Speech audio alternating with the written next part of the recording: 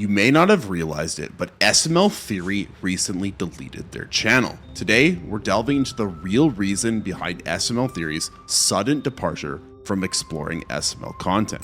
Before we get into that, let's discover a few other possible reasons why this decision might have been made. Breaking news!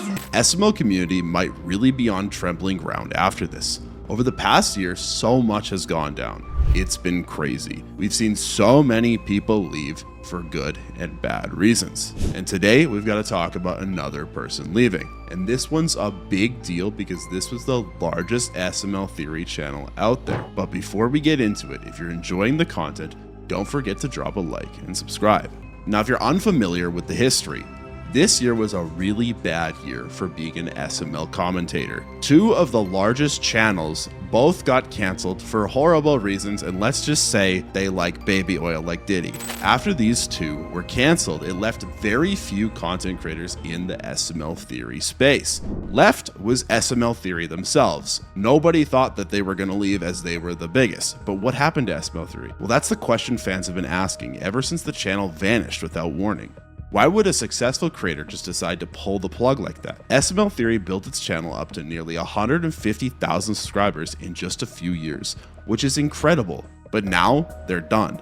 It's sad to see creators you enjoy just quit out of nowhere. SML Theory was known for breaking down SML theories and talking about different aspects of SML and its lore. They were killing it, but a few days ago, he dropped the news that he's done, quitting. His channel is completely erased, leaving just one video up called I'm quitting SML Theory. So what's the story here? Did Nintendo step in and threaten him with a lawsuit? Or maybe he ran out of fresh ideas with the slow pace of new SML content? Or could it have been money? Well, we've got a couple theories, so let's discuss. I think it's missing a few more goldfish. Hey, Jeffy B! Junior, why are you recording me? First off, it could simply be that SML has started feeling boring to him. Over time, even the most thrilling content can lose its spark. Jeffy, go, go, go! Ding ding! Even some reaction channels have taken breaks from SML content because they find it less funny or boring now. It's completely possible that SML Theory, after diving deep into the same universe for so long, started feeling like the excitement was gone. Yes, my house has just been robbed, everything's gone! Maybe he felt like the direction SML was heading in no longer interested him, or possibly the new content wasn't as fascinating or entertaining as it used to be. When something that once ignited excitement begins to feel like a job, it's not surprising for someone to step away and look for something that reignites their passions. Another possibility is that he might have had personal issues going on and that made it hard to keep up with YouTube. Sometimes life throws sudden things our way and it can be tough to deal with everything. Maybe there were challenges in his personal life, like family issues, health problems, or other concerns that took up more of his time and energy.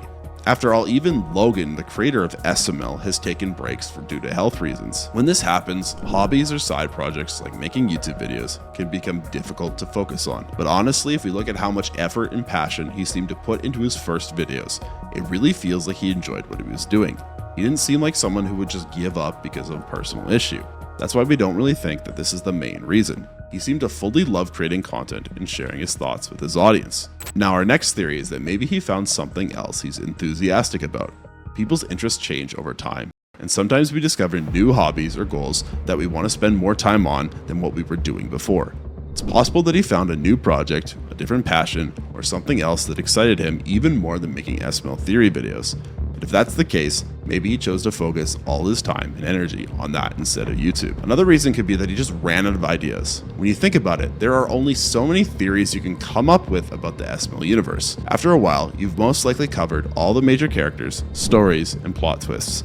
Once that happens, it gets much harder to think of new things to talk about. And with new SML content being released at a gradual pace than before, it might have been even more difficult to keep up with fresh, exciting ideas. When there aren't many new episodes or big changes happening in the SML world, it becomes tough to keep up making exceptional and thrilling theories.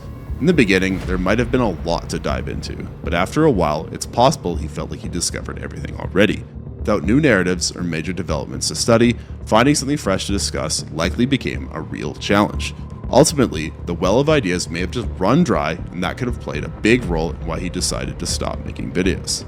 That's not a real show! Junior, I promise it is. Another possibility, though, is the money side of things. YouTube can be tremendous for your bank account, but it's not always the best place to make a lot of cash. particularly for channels focused on something as specific as SML theories. You see, for every 1,000 views a video gets, creators earn a certain amount of money, which is called RPM.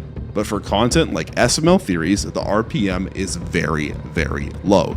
This means that even if the videos get a lot of views, they might not have made much money in return. Running a YouTube channel takes a lot of time and effort, from writing scripts to editing videos and keeping up with trends. The income isn't enough to cover all that hard work. It can start to feel like it's not worth it. And maybe that's what happened here. The time and energy spent on making these videos just didn't match up with the money coming in. Eventually, the creator might have chosen that it was time to move on to something that was a lot more profitable. And then there's the issue with Nintendo. For years, SML has played around with characters that are undoubtedly based on popular Nintendo ones, like Mario and Bowser. While many fans love parodies and jokes, Nintendo is not pleased about it. The company is very defensive of its brand and character, and they have a history of cracking down on people who use their intellectual property without approval. They do this a lot. Don't mess with Nintendo. Me Chinese, me play joke, me go pee-pee in your coke. Nintendo could have seen these videos as destructive to their image. Even if they didn't act right away, the persistent worry that a big company like Nintendo might take legal action could have been hanging over the creator of SML theory. This legal risk might have been a lot for SML theory to deal with, even if nothing had happened yet. The threat of being hit with a court case at any time might have made him decide to stop before things could have gotten more severe. For a YouTuber, dealing with copyright issues can be very, very stressful. Maybe he thought it was better to quit while he was ahead, preventing any possible legal trouble down the road. After all, losing the channel to a legal battle could have been a much bigger blow than stepping away on his own terms. So, what's the real reason? Well, it could be a mix of all of these things, or maybe it's something that's even more personal. In SML Theory's opinion, the true issue comes down to how SML's content has changed over time. The videos have started to become more offensive and controversial. They're touching on sensitive and serious topics like death and personal tragedies in a way that some people might find uneasy or unacceptable. To SML Theory, these changes in tone and humor didn't sit well. In their words, as someone who is very religious and values content that is respectful and thoughtful to that religion, this shift in SML's content struck a deep chord with him. It wasn't just about whether the videos were entertaining or not, but about whether they are aligned with his personal values and beliefs. When the content you are analyzing or discussing starts to clash with your core values, it can become a major issue. So while there may have been other factors like external pressures or financial concerns, the real reason for stepping away is a personal one.